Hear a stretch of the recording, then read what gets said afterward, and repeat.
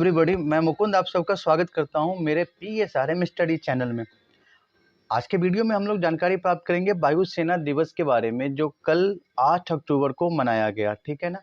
8 अक्टूबर को भारतीय सेना दिवस मनाया जाता है। कल चंडीगढ़ के सुकना लेक के ऊपर भारतीय सेना के द्वारा एयर परेड शो किया गया था, जो आप लोगों ने टेलीविजन या सोशल मीडिया पे देखा था। तो हम लोग ये जानकारी प्राप्त करेंगे कि भारतीय वायुसेना दिवस क्यों मनाया जाता है, भारतीय वायुसेना सुरक्षा के 3 अंगों में किस तरीके से अपना महत्वपूर्ण योगदान देती है, भारतीय वायुसेना ने स्थापना के बाद से कौन-कौन से महत्वपूर्ण अभियान में अपना योगदान दिया है और हमारी भारतीय सेना किस तरह के प्रमुख एयरक्राफ्ट से सुसज्जित है। तो इनके बारे में हम लोग संक्षिप्त में जानकारी प्राप्त करेंगे इस वीडियो में। तो सबसे पहले शुरू करते हैं भारतीय वायुसेना दिवस।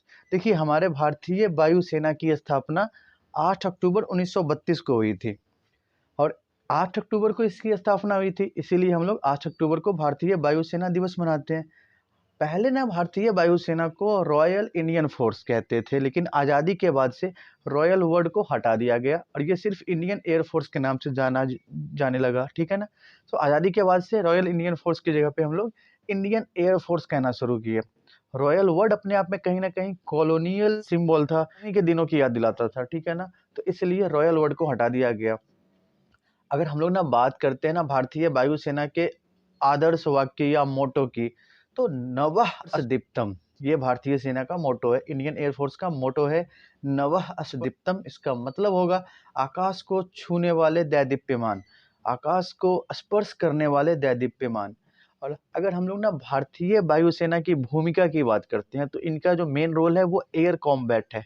ठीक है। इंडिया को इंडिया को डिफेंड करना और अटैक के लिए, तो ये इंडिया को एयर कॉम्बैट में अपना कंट्रीब्यूशन देते हैं।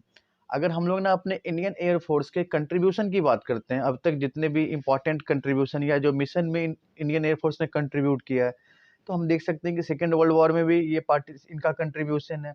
इंडिया पाकिस्तान और इंडिया चाइना के बीच में आप देखते हैं तो हिस्ट्री में बहुत सारे वॉर है। 4 वॉर हम लोग अब तक इंडिया और पाकिस्तान के बीच में देख चुके हैं। तो हर वॉर में इंडियन एयर फोर्स का काफ़ी इंपॉर्टेंट कंट्रीब्यूशन देखने को मिला है। ठीक है।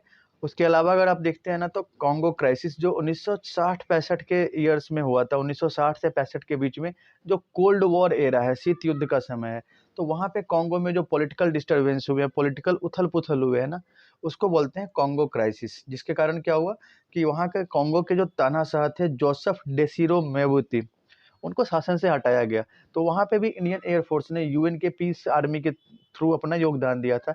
एक पीस आर्मी के रूप में इंडियन एयर फोर्स ने वहाँ कंट्रीब्यूट किया था। तो कॉन्गो क्राइसिस में आप देखते हैं इंडियन एयर फोर्स का कंट्रीब्यूशन। फिर हम लोग देखते हैं 1961 में, आपको पता है ना कि 1961 तक Goa was a part of Portugal. पुर्तगाल के अंडर में गोवा था। ठीक है ना। तो गोवा को आज़ाद कराने में भारतीय सेना के साथ भारत, देखो तीनों सेना का जो कंट्रीब्यूशन था, एयरफोर्स हो, नेवी हो और अ, थल सेना हो। ठीक है। तो भारतीय वायुसेना ने गोवा की आज़ादी में भी अपना कंट्रीब्यूशन दिया है और उस मिशन का नाम था ऑपरेशन विजय। ठीक है ना। अगर आपसे पूछा जाए कि ऑपरेशन विजय क्या था, तो ऑपरेशन विजय था गोवा को पुर्तगाल के कंट्रोल से आज़ाद कराना। फिर हम लोग ना देखते हैं कि इन्होंने ऑपरेशन मेघदूत को भी एग्जीक्यूट किया था। ऑपरेशन मेघदूत ना 13 अप्रैल 1984 को स्टार्ट किया गया था, जिसका मेन पर्पस था सियाचिन पे कब्जा करना। देखिए, सियाचिन दुनिया की सबसे ऊंची बैटलफील्ड है और वहां पे कब्जा किया गया था, इंडियन एयरफोर्स ने किया था। इस मिशन का नाम दिया गया ऑपरेशन मेघदूत और इसका ईयर हम लोग देखते हैं तो 1984।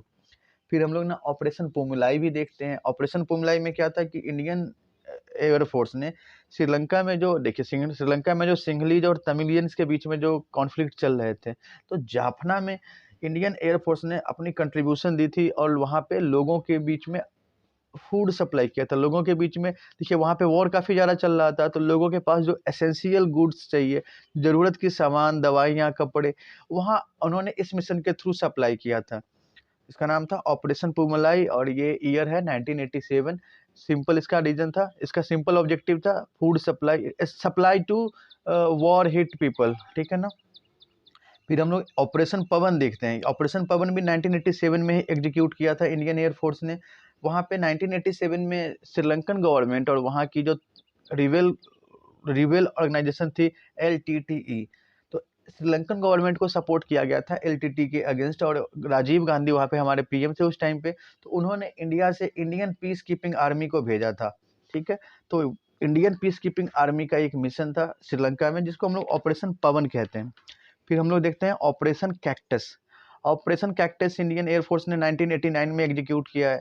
वहाँ पे हम लोग क्या देखते हैं कि मालदीव्स में अब्दुल लुत्फी थे जो शासन को बदलना चाह रहे थे, वो तख्ता पलट की कोशिश कर रहे थे। तो इंडियन एयरफोर्स ने मालदीव की गवर्नमेंट को सपोर्ट किया, और ये अब्दुल्ला लुत्फी जो है इनको हटाया गया, इनको सप्रेस किया गया।